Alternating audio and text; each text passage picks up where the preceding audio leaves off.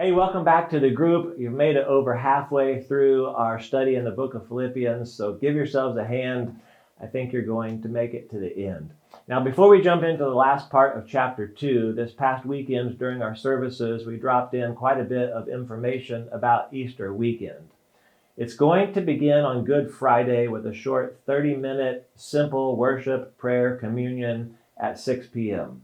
This is also going to kick off our 24 hours of prayer. Now, that's just something I've always wanted to try, and I feel like it's the right time for us.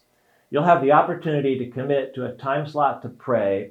We're going to present you with a guide, and we'll be praying not only for ourselves and our church, but for our community and people we know that we would like to have the opportunity to accept Jesus. We'll give you a couple of things you'll be able to do practically as well during that prayer time.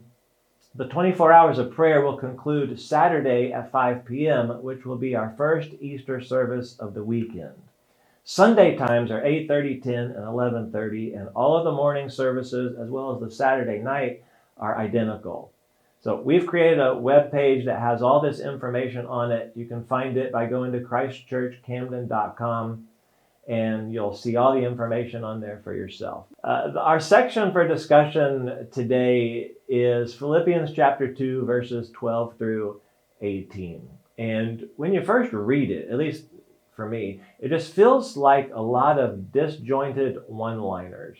I mean, I struggled trying to dig into it and figure out exactly how it was all connected. I think I made it there in the end. And what might be the best path forward for us was kind of difficult to apply for our context, but hopefully it'll make sense when you get finished. When you come to verse 12, you read the very first word, which is therefore. I know this sounds a little silly, but it's something I've remembered going all the way back to my college days, that every time you come across the word therefore in the Bible, you should immediately stop and ask the question, what is it there for? Now, what Paul just laid out is what we've been calling a summary of the gospel, right? That Jesus was equal with God, left his position, humbled himself as a servant, was obedient to death on the cross, accomplishing the work of salvation. And for this reason, God raised him back to life and elevated him to the highest possible position so that the name of Jesus, every knee would bow and tongue confess that he is Lord.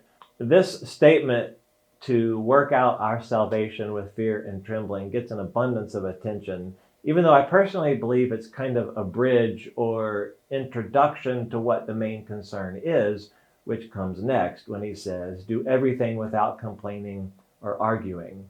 We already know that one of the main reasons Paul writes this letter is to address the unity or the lack of unity in this church.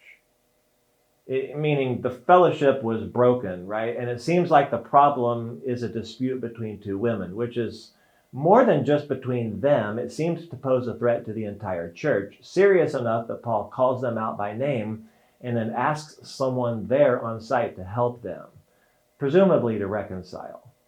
Now, we've seen in the last couple of weeks this challenge to avoid the selfishness that leads to these kinds of stalemates, or worse, a further distancing from one another. And now, with what he mentions here in chapter 2, seems to draw a link between dissension, and this is a really strong statement, but I think it's tied to potentially their eternal salvation. Because if they can't find a way to overcome this, they're an example and witness to the generations surrounding them is going to be hindered at best and completely irrelevant most likely. So, can they find a way to demonstrate the validity and the power of the gospel they have embraced to show some grace to each other, and then an example of how you actually live in this world to those who are on the outside watching? Now, I don't want to give away a lot of answers here. I think there's an abundance of things for you to be able to discuss and learn together. The point I want us to land on is just to take some time to talk about what it looks like to work out your salvation. What I called in the message the process of sanctification, which is entirely different than working for salvation. And the connection then that Paul makes when he gives an example of this as complaining and grumbling and arguing.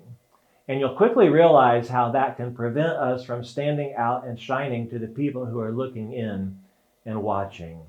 So I'll leave you with this, that there's a parallel, it seems, or a reflection, really, of what Jesus prayed for in John chapter 17 when he prayed, Father, may they all be one, so that the world will know that you sent me.